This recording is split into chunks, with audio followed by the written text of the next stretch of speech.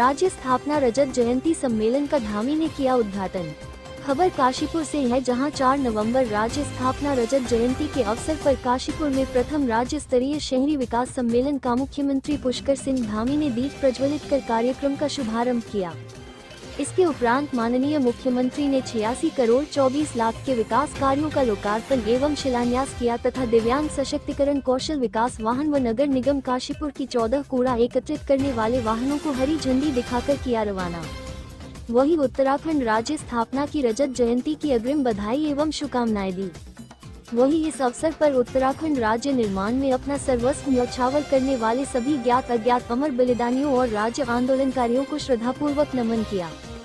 उन्होंने कहा कि ये हम सभी के लिए अत्यंत हर्ष का विषय है कि हमारा गौरवशाली राज्य अपनी स्थापना के 25 वर्ष पूर्ण करने जा रहा है। कहा कि राज्य निर्माण के समय शहरी विकास विभाग का बजट जहां केवल 55 करोड़ रुपए था, वहीं आज ये बढ़कर 1300 करोड़ रुपए से भी अधिक हो गया है।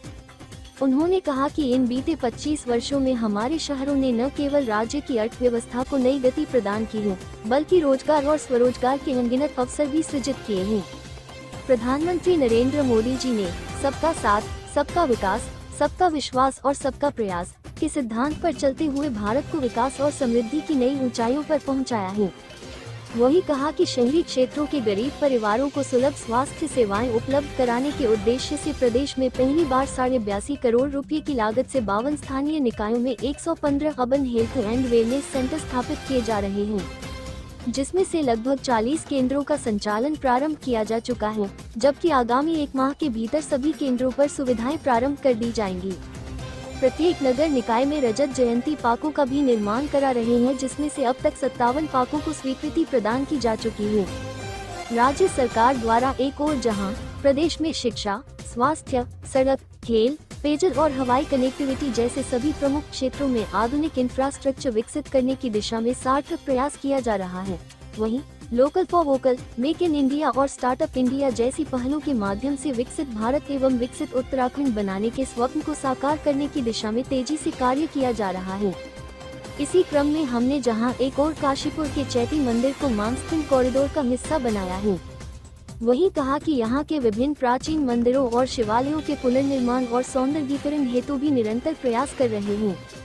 उन्होंने कहा कि हम जहां एक और काशीपुर में सीवरेज ट्रीटमेंट प्लांट का निर्माण करा रहे हैं, वहीं ठोस कचरा प्रबंधन परियोजना के अंतर्गत आधुनिक ट्रीटमेंट प्लांट का निर्माण भी कर रहे हैं। इतना ही नहीं, इस क्षेत्र में रोजगार के अवसर सृजित करने एवं स्थानीय अर्थव्यवस्था को मजबूत करने के उद्देश्य से 1100 करोड़ रुपए की लागत से औद्योगिक हब परियोजना एवं 100 करोड़ की लागत से अरोमा पार्क परियोजना भी संचालित की जा रही है। वही धामी ने कहा कि हमारी सरकार राज्य के समग्र विकास के साथ साथ अपने सांस्कृतिक मूल्यों और डेमोग्राफी को संरक्षित रखने हेतु भी पूर्ण रूप से संकल्पबद्ध है। हमने प्रदेश में एक और जहां धर्मांतरण विरोधी और सख्त दंगारोधी कानूनों को लागू किया है, वहीं लैंड जिहाद, लव जिहाद और टूक जिहाद जैसी जिहादी मानसिकताओं के खिलाफ भी कड़ी कार्रवाई की है। उन्होंने कहा कि प्रदेश में संचालित हो रहे अवैध मदरसों की आड़ में बच्चों को गुमराह करने का षड्यंत्र रचा जा रहा था, लेकिन हमने ऐसे मदरसों पर कार्यवाही करते हुए 250 से अधिक अवैध मदरसों को सील करने का कार्य भी किया है। उन्होंने कहा कि कुछ लोगों द्वारा प्रदेश में भेष बदलकर सनातन धर्म को बदनाम करने का षड्यंत्र किया जा रहा था, लेकिन मैंने साफ कहा कि जो सनातन धर्म को बदनाम करेगा उसे किसी भी सूरत में बख्शा नहीं जाएगा। इसलिए हमने प्रदेश में ऑपरेशन कालनेमी अभियान चलाकर ऐसे पाखंडियों पर कड़ी कार्रवाई करेंगे। काशीपुर से न्यूज लाइव पूर्वांचल के लिए उत्तम कुमार की खास रिपोर्ट।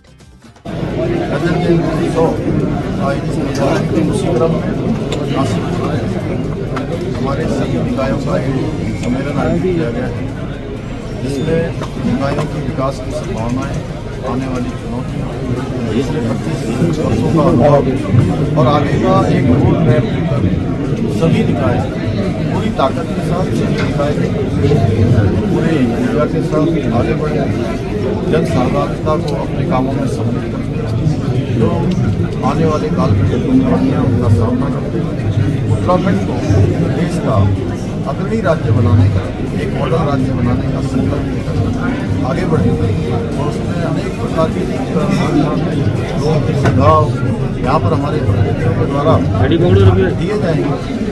सुझावों को अमल में लाकर हम एक नीति का निर्माण करके राज्य को आगे बढ़ाया जा सकता है। धन्यवाद।